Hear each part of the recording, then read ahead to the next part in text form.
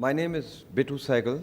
I edit a magazine called Sanctuary, and my constituency is children. So I'm actually out of my element here.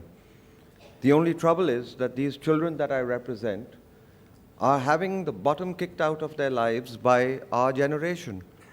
And I wonder, when we talk in terms of growth, resource efficiency, development, whether we've also thought in terms of our self-esteem.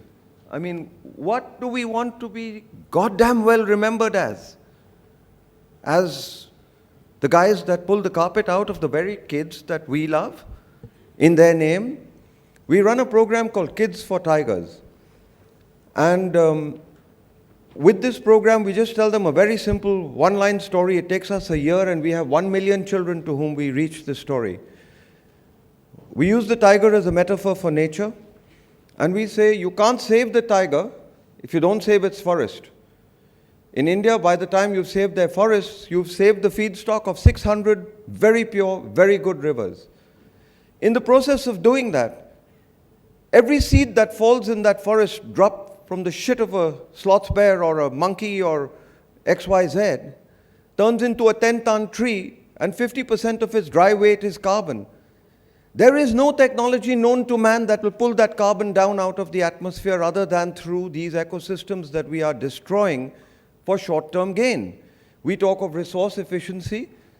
I mean, think back to when India was colonized, Jonathan, all right? The point is that was all geographic colonization. What we're doing is intergenerational colonization. And we're writing it off and we're postponing, and whether it's in Doha or whether it's in Copenhagen or whether it's in Durban, we keep talking and talking and talking and talking, just like the ordinary average drug addict who wants that thing and somehow tells people that I can control it, don't worry, it's okay, I'm fine, look at me, I can even dance the ballet. But what are we doing? Why isn't there enough anger here in this room? Why are we talking in even plain intonations? Is there no panic? I mean, I came down here, I live in a very polluted city, Mumbai, but Delhi is even worse. That nagging cough comes back. I want air that my children can breathe without corroding their lungs. That's resource efficiency. I want water that can be drunk without pesticides in it. That's resource efficiency. There is no more democratic way to ensure a good quality of life than to restore the ecosystems of the planet.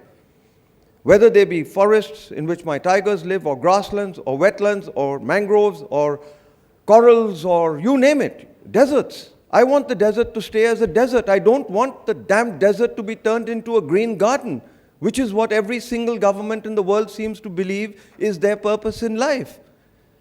So I am very angry. But while being angry, I mean, with the kids, I don't let the wolf out of my mouth, because I don't have the desire or the right to plant seeds of cynicism in these kids. They come to me and say, Uncle Bittu, if they know this, why are they doing this? We have climate change workshops for pre-primary children, 4 years, 5 years, 6 years. They get the picture. Hot, flat, crowded, they get the picture. You take ice and you put it into a glass from the outside, and the glass overflows. Okay, land ice, sea ice, they get the picture.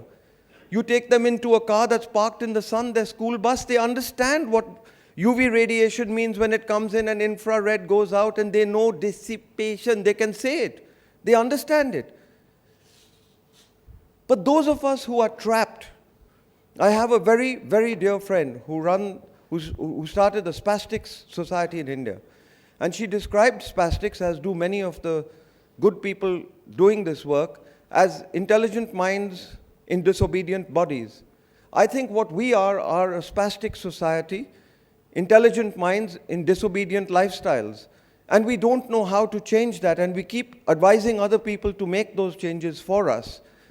And I would believe that the Titanic has hit the iceberg. That's an analogy that's often used. And down in the stateroom, everybody's arguing about why there's pink champagne and not regular, why is Swan Lake instead of XYZ, why are the drapes mauve instead of purple. That's one side of the picture. And in terms of resource efficiency on the deck, the crew guys, they're cold. And their union leaders are telling them, why on earth are you letting these stupid people down there run your life? You should stay warm, so burn the lifeboats. So rich and poor, north and south, white and black, all that we are doing is we are abusing the systems of the planet. And trust me, the economists of the world have got the wrong end of the stick. And they're using the stick to beat the very people who they say they're doing everything for. Sure, you can push your GDP up by 0.25% or 1% or 0.5%. But at what cost?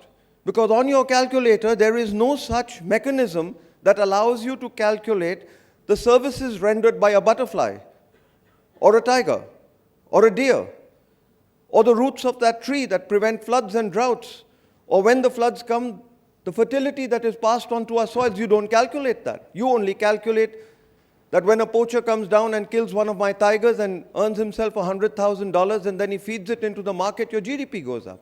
It is a very stupid way to account. So how can we talk of resource efficiency? How can we talk of intergenerational equity? How can we talk about happiness if you kill the very thing that is the source of our sustenance? I don't know anybody who could do that and still survive with some self-respect, some dignity, some happiness, some willingness to let the gift of life actually be that, a gift of life. We live in a continuity. Jonathan, I don't know whether it's India and England or America or what, or I hear Obama, I hear what he says about climate change. But if we're not ready to just be happy that we were born, then I don't know that conferences like this are going to do us much good for much longer, because nature will not give us any judgments. I can judge myself. I mean, I'm part of the problem, I'm not a part of the solution. But nature will only give us consequences, and those consequences are coming hard and fast now. So we can have climate deniers and we can have all manner of people, but nature is not going to allow us to do what we do for much longer. And climate change is going to deliver to us the kind of lessons that we don't really want. And on that Titanic, right now, what we have are lifeboats. The ship is not going to be able to take abuse much longer. And the magic of this whole thing is that it's a self-repairing machine. Just allow it to be repaired. It's like the skin. You cut your skin, it repairs. And that's it. We could go on forever. But at DSDS, and I've been here for a number of sessions, Dr. Pachauri is somebody I have a lot of respect for. He plugs on, irrespective, like a gladiator. And this scorpion dance that we play between the guys who want to just get the next quarter profit up and the guys who are saying that without biodiversity you don't even have air, forget about water. I don't think that we can afford, like gladiators, to fight any longer. I think that nature is giving us the lessons that will tell us that your resource efficiency and your growth, between the two of these, false ambition could undermine everything. We're at a very strange point in history right now, all of us over here. And it's not a question of pointing fingers any longer. We're all on the damn Titanic. Where are we going? It's the only planet. Thank you. Thank you, Bittu.